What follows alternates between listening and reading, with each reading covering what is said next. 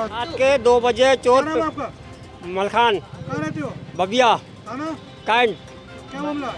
वहाँ से चोरी हो गई 3 हमारी। क्या मामला, क्या क्या हुआ पूरे में बताओ। रात के 2 बजे चोर पिकअप लेके आए थे। वो घर से 100 फीट 100 मीटर दूर खड़ी करके पिकअप, और हमारे घर से तीनों भैंसें उनने खोली। खोलने के बाद हमारी आँख खुली। आँख खुलने के बाद 2 गट्ठे की दूरी थी।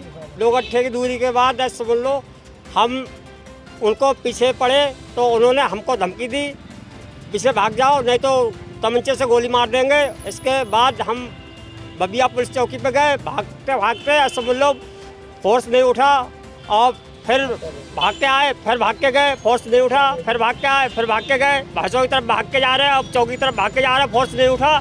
फिर समझ लो चोरों ने भगाते भगाते भैंसा रोड से गाड़ी की तरफ ले गए। गाड़ी पे ले जाकर और उन्होंने पिकअप पे गाड़ी लाद दी। पिकअप पे गाड़ी लाद के कम से कम 3 किलोमीटर दूर से निकल गए। उसके बाद फोर्स उठा। फोर्स उठने के बाद उन्होंने अपनी बाइक आज समझ लो उठाई। उठाने के बाद जब पिकअप निकल गई तो पीछे पीछे दौड़े, और उसके बाद में आज समझ लो भैंसें लापता हो गई और भैंसें नहीं मिली। उसके बाद में 100 नंबर आई, 100 नंबर 112 नंबर आई, उस पर हम बैठे। उस पर बैठ के ठिरिया की तरफ से और पालपुर कमालपुर की तरफ से निकले भगुआपुर से सिद्ध बाबा होते हुए फिर घर आए। हमने उनसे कहा 112 नंबर वालों से कि सर सारी जगह को कॉल करो जिससे हमारी भैंसें घिर जाएँ और पिकअप ऐसा समझ लो घिर जाए।